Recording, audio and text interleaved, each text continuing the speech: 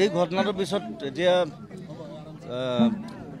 আজি আসলে মই আৰু কেইখনমান প্ৰগ্ৰাম আছিলে বাৰু, কিন্তু আমি বাতিল কৰিলোঁ এই গোটেই ঘটনাটোৰ কাৰণে, দেশৰ পৰিস্থিতিৰ কাৰণে।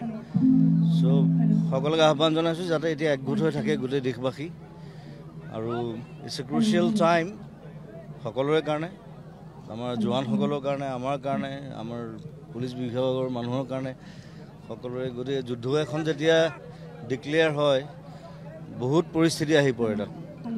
চ' সেইবিলাক চাই পেলাই আমি বাতিল কৰিছোঁ, আৰু পিছত যেতিয়া পৰিস্থিতি শান্ত হ'ব তেতিয়া আমি লাহে লাহে আকৌ কামলৈ ঘূৰি যাম। চ' এনিৱে আজি এখন চিনেমাও পিছুৱাইছে, আজি ৰিলিজ হোৱাৰ কথা আছিলে, কিন্তু মানুহৰ ছাপৰ্টটো আছে, সেইটো লাগে। আৰু মানে যিটো ঘটনা হ'ল তাত সেইটো অতি দুৰ্ভাগ্যজনক এটা ঘটনা, দুৰ্ভাগ্যজনক বুলি নকওঁ, তাত হাত আছে বহুত মানুহৰ। চ' সেইবিলাক মানুহ ধৰা পৰক, তেওঁলোকে শাস্তি পাওক, সেইটো বিচাৰে। যুদ্ধ এতিয়া প্লেনিং মতে হ'ব, এতিয়া গোটেই আৰ্মিয়ে প্লেন কৰিব, সেই ধৰণে যুদ্ধ হ'ব। চ' মই নাভাবোঁ যে আমাৰ চিভিলিয়ানে তেনেকৈ ক্ষতিসাধন হ'ব, মই নাভাবোঁ। তেনেকুৱা যুদ্ধ নকৰে চাগে, আজিকালি নকৰে তেনেকৈ। ৰাছিয়া ইউক্ৰেইন দেখিছোঁ আমি, তাত অকণমান উৎপাত বেছি হ'ল। চ' মই নিবিচাৰোঁ তেনেকুৱা যুদ্ধ হওক, যাতে মানে জবাবত জবাব দিব লাগে কথাটো। এই ঘটনাটোৰ পিছত এতিয়া আজি আচলতে মই আৰু কেইখনমান প্ৰগ্ৰাম আছিলে বাৰু, কিন্তু আমি বাতিল কৰিলোঁ এই গোটেই ঘটনাটোৰ কাৰণে, দেশৰ পৰিস্থিতিৰ কাৰণে।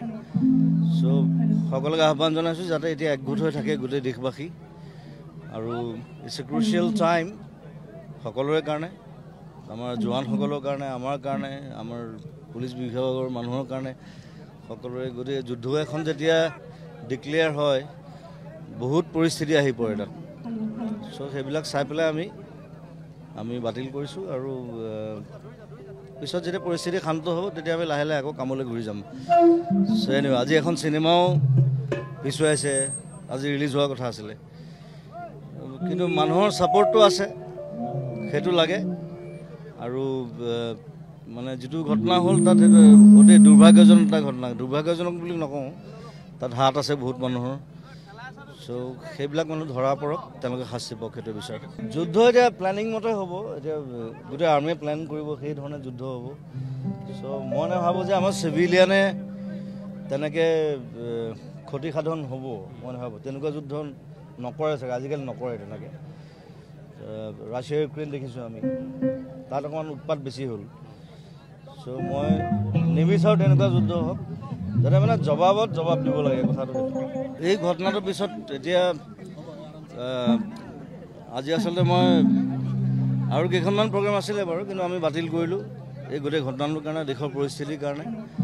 চ' সকলোকে আহ্বান জনাইছোঁ যাতে এতিয়া একগোট হৈ থাকে গোটেই দেশবাসী, আৰু ইটছ এ ক্ৰুচিয়েল টাইম সকলোৰে কাৰণে, আমাৰ জোৱানসকলৰ কাৰণে, আমাৰ কাৰণে, আমাৰ পুলিচ বিভাগৰ মানুহৰ কাৰণে, সকলোৰে গোটেই যুদ্ধ এখন যেতিয়া ডিক্লেয়াৰ হয় বহুত পৰিস্থিতি আহি পৰে তাত।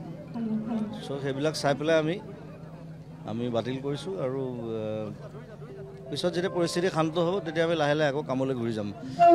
চ' এনিৱে আজি এখন চিনেমাও পিছুৱাইছে, আজি ৰিলিজ হোৱাৰ কথা আছিলে, কিন্তু মানুহৰ ছাপৰ্টটো আছে, সেইটো লাগে। আৰু মানে যিটো ঘটনা হ'ল তাত সেইটো অতি দুৰ্ভাগ্যজনক এটা ঘটনা, দুৰ্ভাগ্যজনক বুলি নকওঁ, তাত হাত আছে বহুত মানুহৰ। চ' সেইবিলাক মানুহ ধৰা পৰক, তেওঁলোকে শাস্তি পাওক, সেইটো বিচাৰে। যুদ্ধ এতিয়া প্লেনিং মতে হ'ব, এতিয়া গোটেই আৰ্মিয়ে প্লেন কৰিব, সেই ধৰণে যুদ্ধ হ'ব। চ' মই নাভাবোঁ যে আমাৰ চিভিলিয়ানে তেনেকৈ ক্ষতিসাধন হ'ব, মই নাভাবোঁ। তেনেকুৱা যুদ্ধ নকৰে চাগে, আজিকালি নকৰে তেনেকৈ। ৰাছিয়া ইউক্ৰেইন দেখিছোঁ আমি, তাত অকণমান উৎপাত বেছি হ'ল। চ' মই নিবিচাৰোঁ তেনেকুৱা যুদ্ধ হওক, যাতে মানে জবাবত জবাব দিব লাগে কথাটো।